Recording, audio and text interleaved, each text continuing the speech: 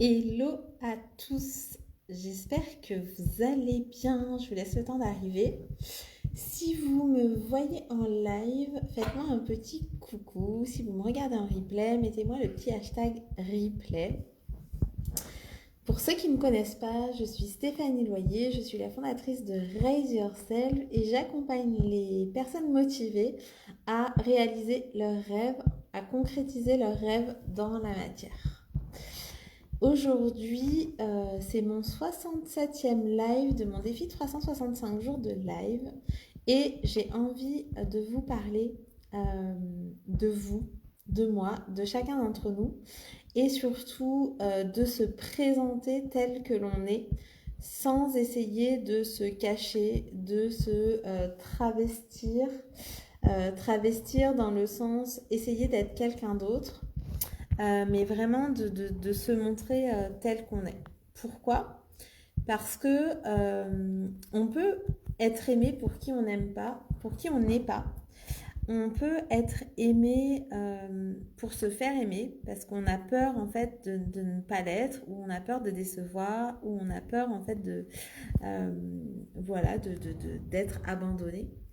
Et on peut aussi être aimé pour qui on est. Et en fait, c'est tellement plus puissant. Parce que des fois, en fait, on fait... merci pour les cœurs. Parfois, on fait tout justement pour être aimé. Et à la fin, on n'est plus nous-mêmes.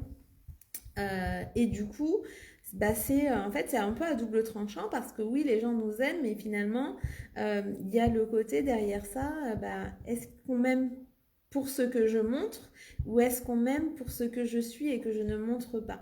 Alors qu'en fait, quand on se libère de ça, quand on est exactement tel que l'on est, ça ne veut pas dire qu'il y a plus de gens qui vont nous aimer et peut-être qu'il y a des gens qui ne nous aimeront plus.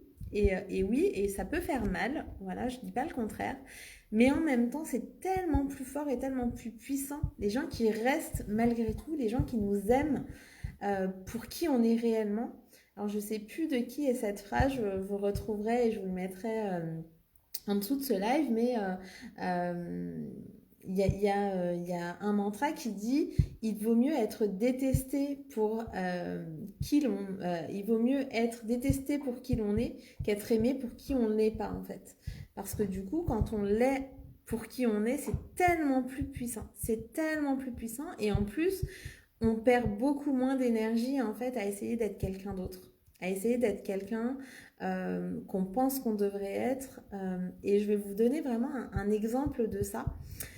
C'est que bah moi j'ai été pendant plus de 13 ans dans le milieu de l'entreprise, dans tout ce qui était marketing, à faire, à être aussi ce que j'aimais être en fait à ce moment-là. Et puis, je suis passée finalement dans le milieu de l'entrepreneuriat il y a 4 ans maintenant. Je me suis formée au coaching. Donc, je suis certifiée au coaching, à l'hypnose. Voilà. Et j'ai intégré petit à petit de plus en plus d'outils de l'invisible, comme si on peut dire ça comme ça, avec notamment de l'énergétique aussi. Et au début, j'avais peur. J'avais peur en fait de le dire, j'avais peur de le montrer. Je savais que les gens venaient à moi pour ça, parce que les gens qui venaient, là je suis au cabinet en fait aujourd'hui, ça faisait longtemps que j'étais pas repassée par là. Mais en fait, j'avais peur que ça fasse pas professionnel, parce que moi j'ai été dans le milieu en fait de l'entreprise et j'avais peur en fait de pas être prise au sérieux, que les gens aient pas envie d'être accompagnés en fait par quelqu'un qui est très intuitif, très créatif, voilà, et de perdre en fait cet ancrage dans la matière.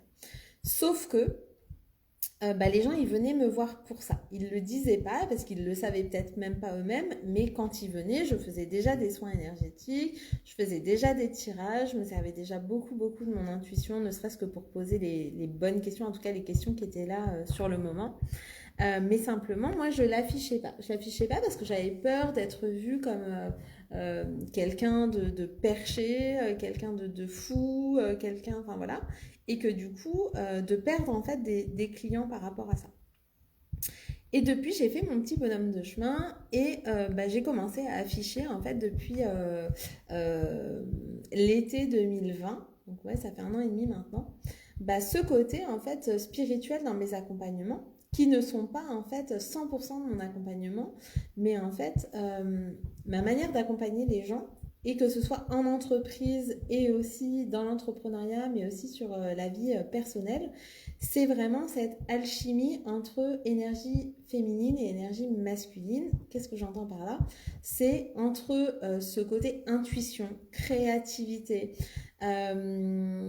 vision, idée, voilà, tout ça. Donc tout ça, c'est d'énergie plutôt féminine, avec l'énergie masculine qui est d'ancrer ça dans la matière, en fait, de pouvoir établir des plans d'action très concrets, d'aller vraiment dans le concret pour mettre ça dans la matière.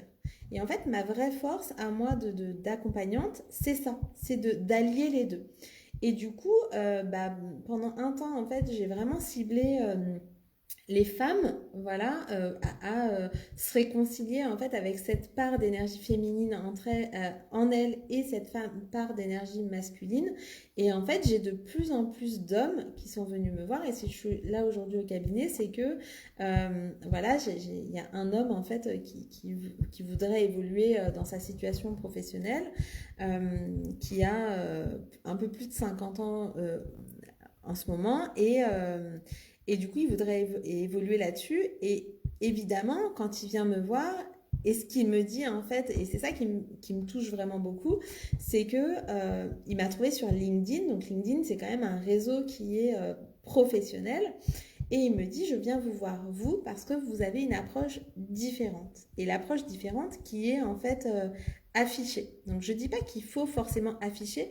Ce que je veux dire, c'est qu'il faut, en tout cas, que c'est bon d'incarner son message. Et aujourd'hui, j'ai moins besoin de l'afficher parce que je l'incarne de plus en plus. Mais j'ai eu besoin, à un moment donné, de me confronter à est-ce que c'est vrai que les gens vont moins m'aimer? Est-ce que c'est vrai que je vais avoir moins de clients? Est-ce que c'est vrai que je vais avoir moins de gens qui vont me suivre si je dis que je mets une part de spiritualité en fait dans mes accompagnements et même dans les entreprises? Est-ce que c'est vrai ça?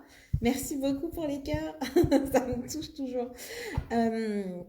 Est-ce que c'est vrai ça? Donc j'ai eu besoin vraiment de me confronter à ça, et en fait je me suis rendu compte que c'était pas vrai du tout.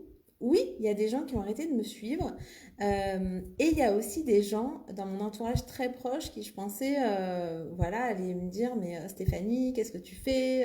Ça va pas du tout, voilà, qui au contraire ont aimé, en fait, ont liké mes publications. J'ai d'autres personnes aussi qui sont entrées dans mon monde, qui sont arrivées parce que j'avais décidé en fait d'incarner ces deux parties de moi. Et ces deux parties, elles sont aussi importantes l'une que l'autre. C'est juste que j'ai remis en fait dans le bon ordre pour moi ce qui était important. Donc pendant des années, pendant plus de 35 ans, j'ai mis en fait vraiment mon énergie masculine en avant, c'est-à-dire que j'étais beaucoup dans l'action, dans le mouvement, dans la mise en place, dans ce feu en fait, hein, vraiment qui était là. Et il y a, voilà, il y a 5-6 ans maintenant, j'ai commencé à m'intéresser un peu plus à mes émotions, à mon intuition, à remettre ça en fait, ce qui me faisait un peu peur aussi, hein, de ce que je comprenais pas, qui m'arrivait pourtant, qui était là, qui était très présent en moi, et je l'ai mis en fait sur le devant de la scène. Et aujourd'hui, j'aime beaucoup dire ça, c'est que je fonctionne un petit peu comme un tandem où celui qui a le volant, c'est vraiment en fait cette énergie féminine. Donc c'est mon intuition, c'est ma vision, c'est ce que je ressens, mes ressentis, mes sensations. Ça va être vraiment au volant. C'est ça qui voit loin. Et en même temps, derrière, le moteur qui va vraiment donner l'impulsion, c'est mon énergie masculine et ma capacité à mettre en mouvement, à mettre en action, à ancrer en fait dans la matière. Et c'est parce que j'ai ces deux voilà, des énergies en moi comme tout un chacun, et que je l'accepte et que je l'incarne et que je bouge en fait ce curseur, voilà, que j'ai besoin de rééquilibrer aussi de temps en temps, que les gens viennent me voir. Et du coup, c'est d'autant plus plaisant, pour refaire le lien avec ce que je disais au début du live, que les gens viennent pour qui je suis vraiment en fait. Et oui, il y a des gens qui viennent plus, et oui, il y a des gens de mon entourage très proche qui comprennent pas ce que je fais, qui veulent pas vraiment savoir non plus, et en même temps qui continuent de m'aimer quand même aussi. Il y a des gens qui ont quitté en fait mon monde, il y a des gens qui se sont des abonnés aussi de mes newsletters et c'est complètement en fait ok parce que je sais que les gens qui restent et peu importe si c'est une personne, deux personnes, trois personnes en fait, peu importe le nombre, je sais que ces personnes-là elles sont engagées vraiment avec moi, avec qui je suis moi et que j'ai pas besoin en fait de jouer un rôle, que j'ai pas besoin de mettre de l'énergie à jouer quelqu'un d'autre que moi en fait. Et oui, Françoise, en fait, c'est exactement ça. C'est l'idée du curseur et que c'est OK que ce curseur, il soit pas toujours au même endroit. C'est un équilibre, en fait. Moi, je vois dans ma façon de gérer mon entreprise, c'est il y a un temps pour la vision et il y a un temps pour la mise en place. Parce qu'en fait, s'il n'y a pas la mise en place, ben en fait, il se passe rien. Et je sais pas si ma vision a été juste et ça s'ancre pas dans la matière. Donc, je reste dans l'imaginaire, je reste dans le rêve. Et moi, l'idée, c'est de vivre aujourd'hui mon rêve. C'est pas d'attendre demain, d'attendre la semaine prochaine. C'est de pouvoir vivre dès aujourd'hui mon rêve. Et pour le vivre dès aujourd'hui, bien sûr que j'ai des aspirations à atteindre d'autres paliers. Mais c'est déjà aussi de l'incarner au quotidien, dans ma vie de tous les jours. Comment je peux intégrer déjà ça. Et pour ça, il faut que j'ai des plans d'action, des stratégies. Et la stratégie, en fait, souvent, on l'associe à la manipulation. La stratégie, c'est ce qui aide, en fait, à se mettre en mouvement et à avancer. C'est pas du tout de la manipulation. La stratégie, c'est organiser, en fait, les choses. Organiser les choses dans l'ordre pour pouvoir finalement arriver à sa vision et à ancrer cette vision dans le réel, en fait, dans la matière. Donc voilà, je ne sais pas si ça vous parle, je ne sais pas dans quelle mesure vous rendez compte que vous pouvez être pleinement vous-même, que vous êtes pleinement vous-même ou qu'il y a des choses de vous que vous osez pas dire. Encore une fois, on n'est pas obligé de tout dévoiler. Je pense que plus important que tout dévoiler, c'est de savoir soi-même, c'est de se dévoiler à soi-même déjà. Donc ça, c'est vraiment ce que moi je propose dans l'expérience révélation, c'est vraiment ça. C'est déjà partir de ce point-là pour se connaître soi-même et arrêter de se mentir à soi-même. Donc ça, c'est une chose. Et après, on n'est pas obligé forcément de tout dire, mais par contre, c'est important en fait d'incarner en fait qui on est vraiment. Parce que comme ça, quand on a des gens qui sont avec nous, on sait qu'on n'a pas besoin en fait de jouer un rôle, il y a vraiment pas besoin de ça. Et on est tous humains et oui, on a tous des moments de down, on a tous des moments de succès aussi qu'on a envie de célébrer. Et des fois, on s'autorise pas en fait ni à vivre ces moments de down parce que qu'est-ce qu'on va penser de moi si? Est-ce qu'on va dire que je suis fragile? Est-ce qu'on va dire que je suis pas capable? Et parfois, on s'autorise pas non plus à célébrer parce que et qu'est-ce qu'on va dire si je célèbre? On va croire que je me la pète, on va plus m'aimer parce qu'on va dire mais attends, elle sait même pas, elle se rappelle pas d'où elle vient. Enfin voilà, en tout cas, si je vous dis ça, c'est que c'est des choses qui me traversent aussi l'esprit et qui sont encore là et sur lesquelles je travaille encore. Hein. Enfin voilà, c'est vraiment, ça sort pas de nulle part. Et c'est en fait tellement important. On dépense des fois mais tellement d'énergie à être qui on n'est pas et essayer d'être aimé pour qui on n'est pas. Et en fait, on n'est pas beaucoup plus satisfait pour autant parce que du coup, on a des fois peur d'être découvert. Euh, voilà, en fait, on n'est pas vraiment légitime dans ce rôle-là, alors que notre meilleur rôle, en fait, c'est d'être nous-mêmes. Je sais que c'est pas forcément évident, mais c'est le meilleur rôle de notre vie, c'est de pouvoir vraiment être soi-même. Et pour pouvoir être soi-même, il faut aussi se connaître ses désirs, connaître ses rêves, connaître ses zones d'ombre, ses zones de lumière. Et voilà, et juste être soi-même en fait, et être accueilli, s'accueillir déjà soi-même tel que l'on est, et accepter d'être accueilli par les autres tel que l'on est. Donc je te dis Françoise, j'aime beaucoup cette manière de dire ancrer dans la matière, se mettre en mouvement plutôt que le trop courant appliqué. Non, je suis, mais enfin voilà, moi j'adore ces mots-là, je, c'est ma façon d'être en fait. Je suis ce pont entre la vision et la matière en fait, entre la spiritualité et le très très concret en fait. Et pour moi, c'est pas appliqué, c'est plutôt comment on incarne en fait. Comment on incarne ça vraiment dans son corps et incarner, c'est vraiment ancrer ça dans la matière.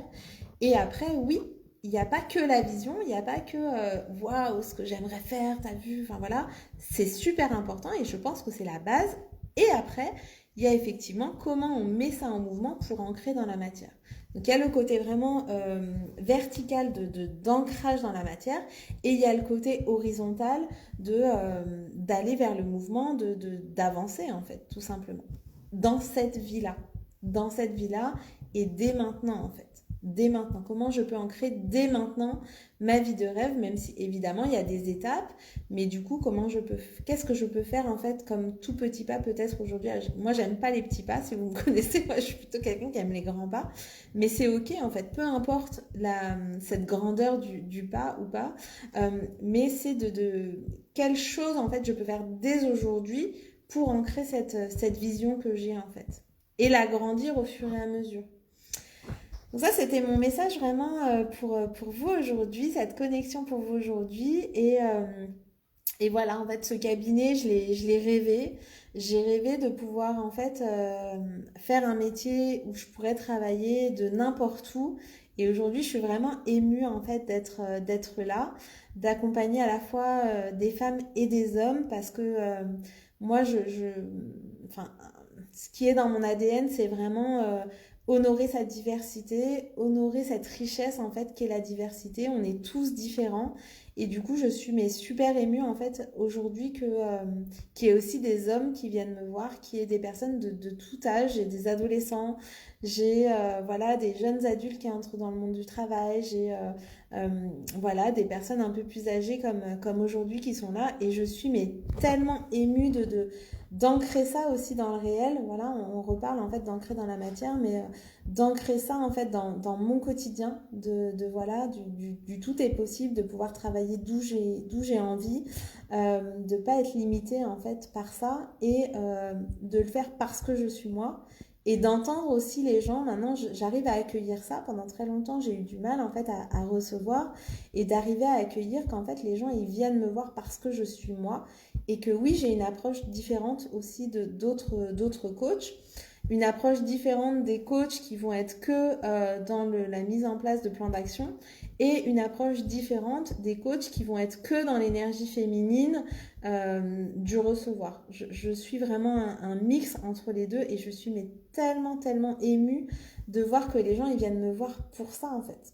Et donc ce que vous avez en vous est un trésor, vos différences sont des trésors, honorez-les en fait. Honorez-les en étant exactement tel que vous êtes. Il y aura des gens qui vous aimeront pas, il y aura des gens qui vous aimeront plus, et c'est complètement ok, mais au moins vous serez aimé pour qui vous êtes. Et je pense que si vous avez des enfants, pour ceux qui en ont, c'est ce que vous aimeriez pour vos enfants en fait. C'est ce que vous aimeriez pour vos enfants. Donc, essayez d'incarner vous-même ce que vous aimeriez voir pour vos enfants. Voilà, on se retrouve demain pour l'épisode, le live 68. D'ici là, c'est une très belle soirée que j'adore le vendredi soir. C'est juste une soirée top dans la semaine. Portez-vous bien et puis je vous dis à demain.